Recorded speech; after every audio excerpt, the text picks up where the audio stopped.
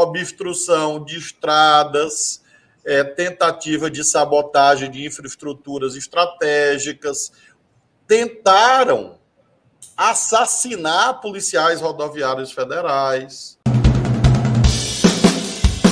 Ô Dino, antes de mais nada, eu queria agradecer a tua pronto atendimento ao nosso convite para vir aqui no Fórum 11h30 e agradecer pela tua combatividade, tua coragem, né? Nesses primeiros dias de governo. Você, sem sombra de dúvida, aí, se não foi o que mais trabalhou, está entre os que mais trabalhou nessa primeira quinzena e com a faca no pescoço, não deve ser fácil, né? Você mal sentou na cadeira e já tinha uma quantidade imensa de bombas para desarmar, e que, de alguma maneira, são da tua área, mas não são só da tua área, né? Precisam ser desarmadas em conjunto com outras pessoas e combinando o tempo de desarmar cada uma delas. Imagina a dificuldade que deve ter sido, né, Dino? É isso, Rovai. Às vezes há uma dificuldade de todos, ao analisarmos esse quadro, e vermos certas condições objetivas, como, por exemplo, um governo que ainda está se instalando. Nós temos ainda poucos dias de mandato efetivo. A eleição foi em 30 de outubro, mas a posse presidencial no dia 1º de janeiro. Então, as substituições ainda estão sendo feitas na máquina burocrática do Estado. E há também esse outro aspecto que você menciona, os papéis de cada um. Embora o Ministério se chame da Justiça e da Segurança Pública, não significa dizer que qualquer tema de segurança pública é atinente ao Ministério, porque eu não sou um ditador, eu sou um ministro de um governo democrático, então você age de acordo com a Constituição e de acordo com a lei.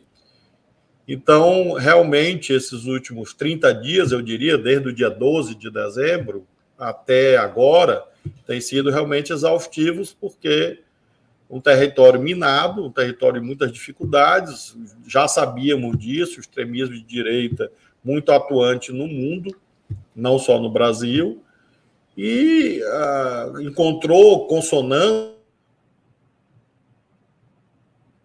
A gente teve um problema na conexão do ministro.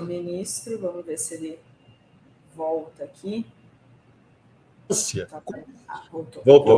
Voltou, ministro. Um forte. Falando comigo que eu te chamei de Dino e não de ministro. Não tem problema algum. Então, como mencionava, esse ethos do extremismo de direita encontrou consonância com outros aspectos da formação histórica brasileira, a exemplo da violência, a exemplo da tentativa de tutela militar sobre as instituições civis. Então, esse dia 8 e esta conjuntura é a resultante de todos esses vetores, e nós precisamos, obviamente, enfrentar tudo isso e consolidar a democracia brasileira, ao mesmo tempo que cumprimos o principal, que é um programa de justiça social, de progresso social para o Brasil. Ô Dino, Ministro, governador, ministro... Não tem nenhum problema, Dri, pode ficar à vontade. Eu não sou apegado a nenhum tipo de formalidade, tudo, fica à vontade, tranquilo. Ô Dino, e o Renato estava lembrando, né, esses 15 dias foram de muito trabalho e começou até antes mesmo de você assumir, porque a gente teve aquela noite de terror em Brasília, depois a gente teve na véspera do Natal quase tivemos uma tragédia, né, porque tinha uma bomba num caminhão-tanque que ia para o aeroporto. Vocês esperavam que isso pudesse chegar onde chegou? Vocês acham que agora, daqui para frente, tem que ter algo muito mais cuidadoso? O que vai mudar daqui para frente? Porque a gente viu, né, essas cenas, mas poderia ter acontecido uma tragédia com mortos, inclusive. As necessidades objetivas vão levando a mudanças sociais e institucionais, né? Então, na parte que me cabe, que é a parte da institucionalidade, tenho procurado, desde o dia 12 de dezembro, assumir essa condição de ministro antiterrorismo. Eu diria que é 80% da minha agenda ocupada por essa função, o que significa que esse problema, de fato, como você aponta, ganhou uma dimensão talvez inédita na vida brasileira, porque é um terrorismo político que se pretende invencível. Ele sofre reveses e rapidamente retoma a ofensiva, retoma o ataque com violência simbólica, violência psicológica, violência física, ameaças. O terror é também psicológico. Ele é material, destrói bombas, tiros, atentados, mas ele tem uma dimensão psicológica. Ele pretende emparedar a sociedade permanentemente numa espécie de esquina do medo.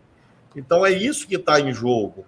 E nós precisamos ter firmeza, mas ao mesmo tempo serenidade. Firmeza para enfrentar o terrorismo e serenidade para conduzir o governo, conduzir a agenda da sociedade, que é a agenda do povo, da classe trabalhadora, a agenda de quem quer progredir, de quem quer trabalhar, de quem quer produzir.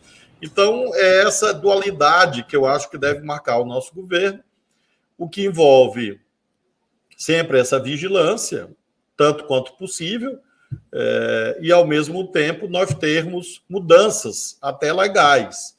Eu vou, na próxima semana, apresentar ao presidente Lula algumas propostas de mudanças em leis, visando aprimorar o combate ao terrorismo no Brasil. Ministro, eu queria que fazer um... Eu lhe ouvia hoje na conversa no Barão de Itararé, e o senhor falou algo que eu tenho defendido aqui. Nós tivemos um golpe no dia 8 de janeiro. Eu queria que o senhor aprofundasse isso. E nós tivemos um pré-golpe no dia 12 de janeiro. Isso aconteceu no Chile. O Pinochet defendeu no pré-golpe o Allende. E no golpe, propriamente dito, ele se torna o ditador de plantão. É que aqui, digamos, a coisa foi um pouco mais estrambelhada e sem um envolvimento tão explícito das Forças Armadas.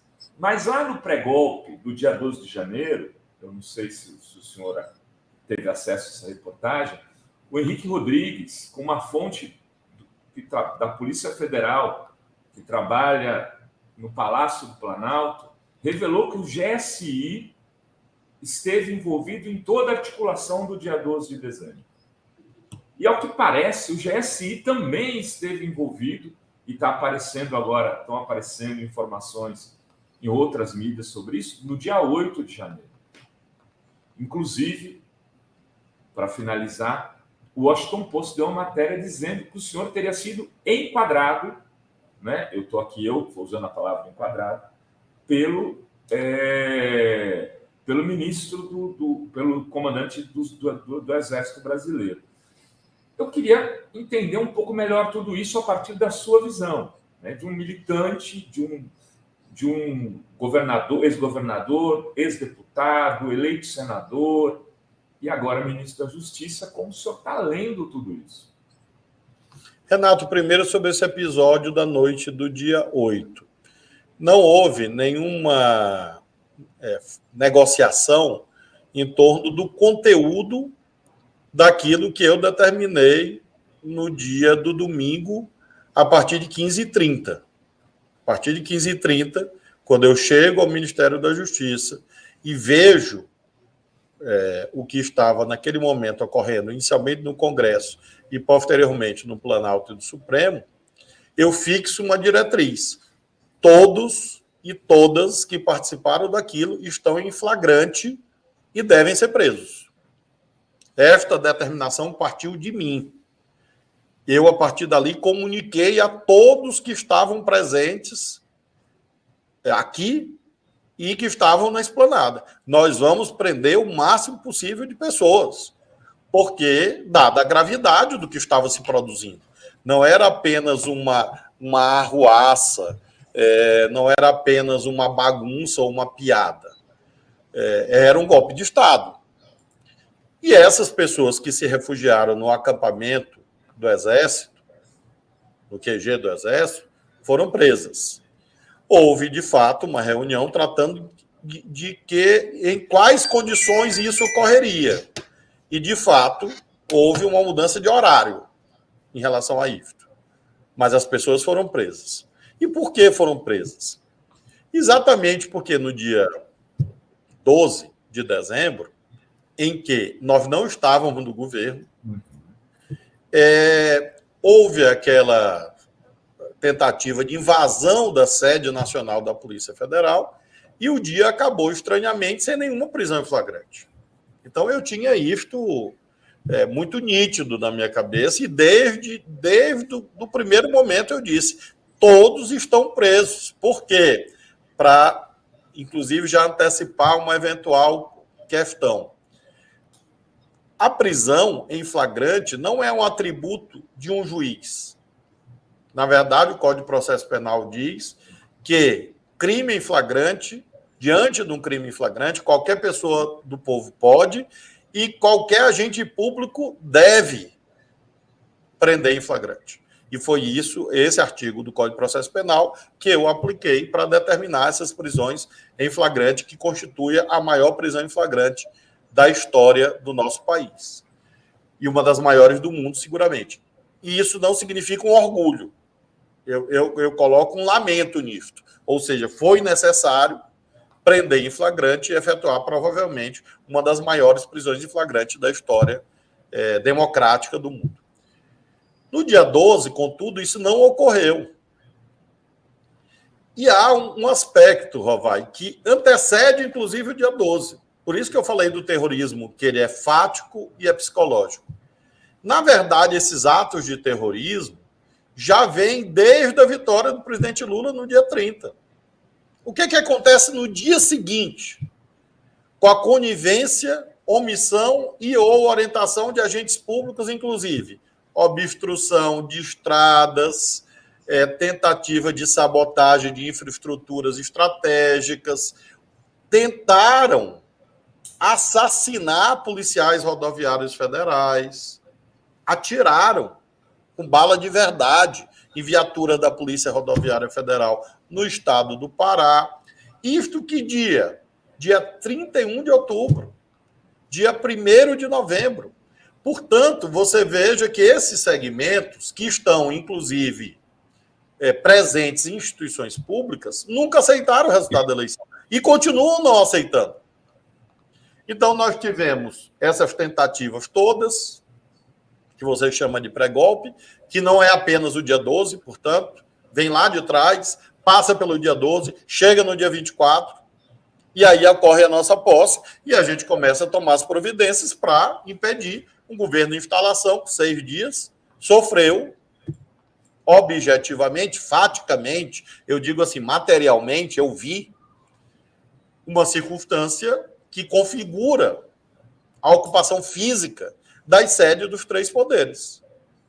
Juridicamente, contudo, isso não ocorreu por quê? Porque houve a pronta resposta com a intervenção federal no DF e houve, do ponto de vista político, a formação de uma frente ampla de proteção à democracia e os eventos do dia 8 não deflagraram outras manifestações similares, que era a expectativa daqueles que tramaram, urdiram e executaram o dia 8. É como se fosse uma coluna do Olímpio Mourão Filho.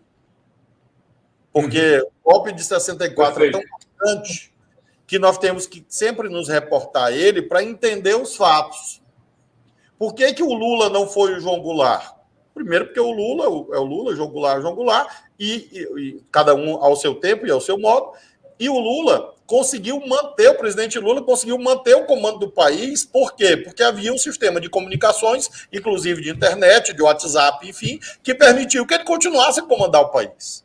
Não houve o isolamento que o João Goulart foi submetido ao ponto de forma acanalhada, o presidente do Congresso Nacional, na época, dizer que ele havia fugido do país.